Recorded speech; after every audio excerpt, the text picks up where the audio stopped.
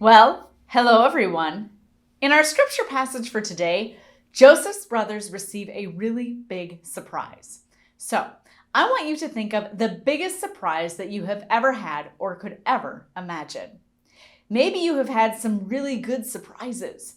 Maybe you had a surprise birthday party or you got a present that you did not expect. Maybe your parents took you on an awesome trip or vacation but didn't tell you about it beforehand.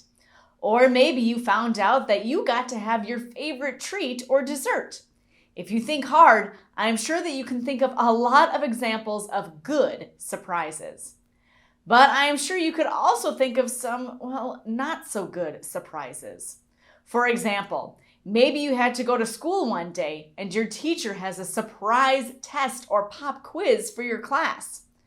No one ever thinks of that as a good surprise. Or maybe you get all ready for a bike ride and you find out that one of your tires has a flat for some reason.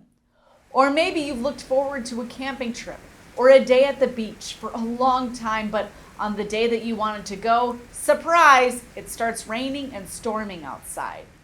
So, while you can probably think of good surprises, you can probably also think of some bad surprises as well.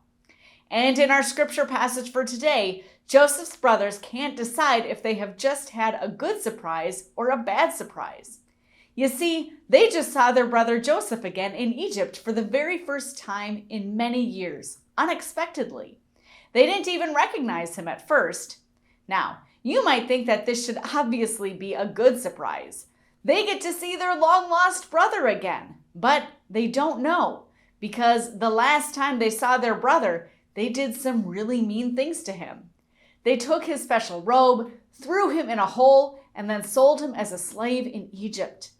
And now that he has become a pretty powerful person, maybe he wants to get revenge on them.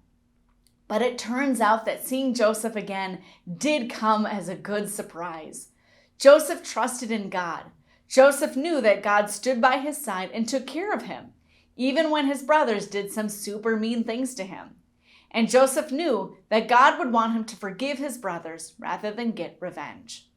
So Joseph stood by their side and took care of them. When they desperately needed food, he gave it to them. And the Bible teaches us that we should act like Joseph. We should forgive and show kindness to people, even when they do mean things to us, just like God forgives us. And I hope that helps you to understand our scripture passage just a little bit better. Goodbye, everyone.